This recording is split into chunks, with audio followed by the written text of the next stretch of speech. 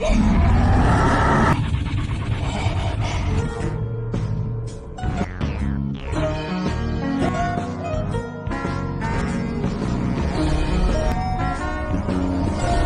guys, kembali lagi bersama Mimin di channel Baca Donghua, dan pada video kali ini, Mimin akan meneruskan alur cerita Jet Dynasty episode 2. Dan pada Jet Dynasty episode ini menceritakan Xiao Fan dan Jing Yu yang dibawa ke King Yun setelah mereka menjadi yatim piatu dan diangkat menjadi murid di sana.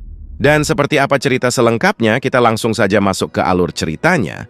Di sini Xiao Fan langsung mengecek ke dalam rumah untuk mencari orang tuanya. Namun di situ dia merasa seperti di lautan darah, dan seperti perkataan paman kedua Wang, bahwa memang banyak hantu yang bermunculan di situ, dia pun terbangun dari tidurnya, dan menganggap itu semua hanya mimpi.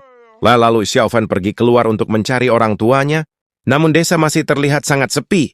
Sampai di depan gerbang, dia pun melihat Jing Yu yang sedang sendirian sambil menangis. Jing Yu pun langsung memeluk Xiao Fan, dan berkata bahwa keluarganya sudah pergi, dan desa juga hilang. Di sini Xiao Fan pun masih tak percaya dengan hal itu, dan bingung apa yang harus mereka lakukan sekarang. Namun, tak lama kemudian, datanglah seorang yang bernama Xiao Yichai yang membawa mereka ke sekte Qing Yun. Di sini Ai Chain membawa mereka karena gurunya mempunyai beberapa pertanyaan untuk mereka berdua. Namun di sini tiba-tiba muncul seekor monster kilin air yang bernama Ling Zun yang langsung menatap tajam ke tubuh Xiao Fan. Yi Chai pun langsung meminta Ling Zun jangan marah kepada mereka berdua, karena kedatangan Xiao Fan dan Jing Yu dipanggil khusus oleh gurunya. Di sini Yi Chai menyuruh mereka berdua untuk tak takut, karena Ling Zun adalah binatang yang sudah mempraktikkan kecerdasannya dan tak akan menyakiti manusia. Dan Yi Chai pun juga memberitahu bahwa Ling Zun adalah binatang suci kuno yang ditaklukkan oleh leluhur Qingye ribuan tahun yang lalu. Mendengar itu, Ling Zun pun langsung kembali ke dalam habitatnya. Xiao Fan mengambil mutiara merah yang kemarin diberikan oleh Biksu Fushi, dan mungkin kilin air tadi bereaksi karena benda tersebut. Lalu mereka berdua pun diajak masuk ke tempat di mana semua ketua sekte King Yun berkumpul. Di situ terlihat Master Taoist Dao Xuan sebagai ketua sekte, Chang Sun dari puncak naga, Tian Bui dari puncak bambu besar, Sui Yue dari puncak bambu kecil, Zheng Shuhang dari puncak hembusan angin, Shang Zhengliang dari puncak matahari pagi, dan Master Taoist Tian Yun dari puncak matahari terbenam. Yi Chai pun menceritakan kepada semua ketua bahwa kultivasi orang yang membunuh penduduk desa pasti tidak dangkal, dan dari 42 rumah tangga di desa Cao Miao, desa Xiao Fan dan Jing Yu berasal, dan hanya tinggal 3 orang saja yang tersisa, dan karena dapat membunuh penduduk dalam satu serangan, orang yang tersisa itu adalah Xiao Fan dan Jing Yu, serta paman kedua Wang yang sudah terlihat gila.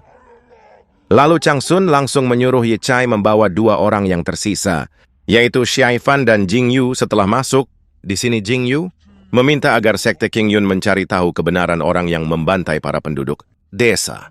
Di sini Dao Xuan meminta mereka menceritakan bagaimana mereka bisa lolos dari kejadian tersebut, dan Jing Yu menceritakan bahwa semalam dia tertidur di rumah. Namun ketika bangun, dia sudah terbaring di pohon besar di pintu masuk desa. Kemudian dia membangunkan Xiao Fan lalu berlari kembali ke desa dan melihat seluruh warga desa sudah terbunuh. Kemudian Dao Xuan pun bertanya kepada Xiao Fan, namun di sini Xiao Fan hanya bisa terdiam, karena dia udah berjanji kepada gurunya untuk merahasiakannya. Tiang Bui pun berkata bahwa sekte King Yu sudah berdiri selama ribuan tahun dan bersumpah untuk mengusir iblis. Namun sekarang sekte King Yu pun tak bisa melindungi satu desa kecil pun. Lalu Dao Xuan berkata bahwa kedua anak ini sebatang kara, dan sudah begitu lama ini dia sudah tak mengangkat murid, dan Zheng Suchang pun berkata bahwa mereka tidak boleh mengabaikan anak yatim dari di desa Cao Miao. Di sini Sang Zeliang pun merasa ada kecocokan dan meminta Jing Yu menjadi murid dari puncak matahari pagi. Namun Master Taoist Tian Yun berkata bahwa puncak matahari pagi sudah mempunyai 200 murid. Lalu Tian Bui pun berkata bahwa puncak bambu besarnya hanya mempunyai 7 murid. Mereka pun berebut untuk mengangkat Jing Yu sebagai murid klannya masing-masing karena tulang akarnya yang bagus. Begitupun dengan Chang Sun yang ingin membawa Jing Yu sebagai muridnya. Karena perdebatan tersebut, di sini Dao Xuan memutuskan bahwa Jing Yu akan menjadi murid puncak naga dan Xiao Fan akan menjadi murid dari puncak bambu besar. Tak lama kemudian Yi Chai pun memperkenalkan Jing Yu kepada Chang Sun yang akan menjadi gurunya. sedangkan Xiao Fan dibawa oleh Tian Buyi, dan di sini pun terlihat murid dari puncak bambu besar, yang bernama Song Daren, yang berkata bahwa kelak mereka akan menjadi saudara. Sebelum pergi pun Jing Yu langsung memeluk Xiao Fan, dan memberi pesan agar jangan sampai Xiao Fan digertak oleh orang lain, dan mereka pun berpisah. Singkat cerita, Xiao Fan pun sudah berada di puncak bambu besar, dan dibuli oleh para senior yang lain. Salah seorang mengambil pedang kayu yang dibawa Xiao Fan untuk berlatih kemarin, namun lama kemudian datanglah gadis cantik yang menyelamatkan Xiao Fan dari para murid itu. Dia bernama Ling Er, yaitu anak dari Tian Buyi. Daren yang datang juga memperkenalkan Xiao Fan kepada kakak-kakak seniornya, yang tadi membuli tersebut. Mereka adalah Zheng Dali, Ludaxin, Hidaxi, dan Dubisu. Di sini Daren pun menyuruh Xiao Fan segera bersiap untuk memberi penghormatan kepada gurunya dan istrinya. Di sini Xiao Fan membawakan teh sebagai rasa hormat untuk mereka.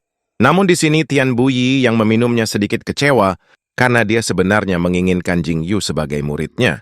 Dan Tian Buyi menyerahkan semua latihan ke depannya kepada Daren. Kemudian mereka berdua pun pergi. Lalu Ling Er berjanji jika mulai sekarang dialah yang akan melindungi Xiao Fan. Saat makan pun di sini Xiao Fan masih terdiam, tak bisa makan karena tak dapat lauk. Namun karena mereka semua sekarang adalah saudara, mereka pun memberikan semua lauknya kepada Xiao Fan. Pada malam harinya di sini, Xiao Fan pun mengambil mutiara yang diberikan gurunya. Ia juga teringat jika Xiao Fan harus berlatih setiap hari, satu malam hari, dan tak boleh di depan orang. Dan lalu dia pun langsung berlatih mantra yang diajarkan Biksu Pushi kemarin. Pagi harinya Xiao Fan pun pergi ke aula ketenangan, lalu Ling Er memperkenalkan dia kepada anjingnya yang sangat besar, yang bernama Dahuang. Anjing tersebut bisa hidup selama 50 bahkan sampai 100 tahun. Enggak lama kemudian Daren pun datang dan mengajak Xiao Fan untuk mengajarinya berlatih.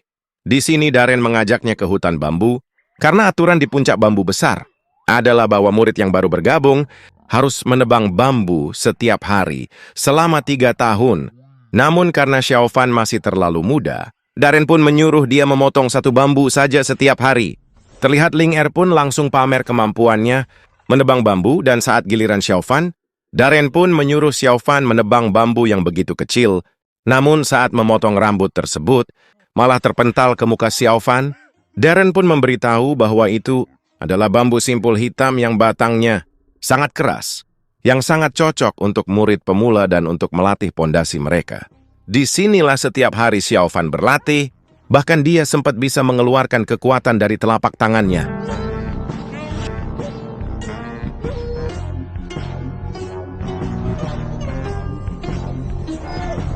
Singkat cerita, Xiao Fan pun sudah tumbuh dewasa, dan bahkan Ling Er pun juga sudah tumbuh menjadi wanita yang sangat cantik.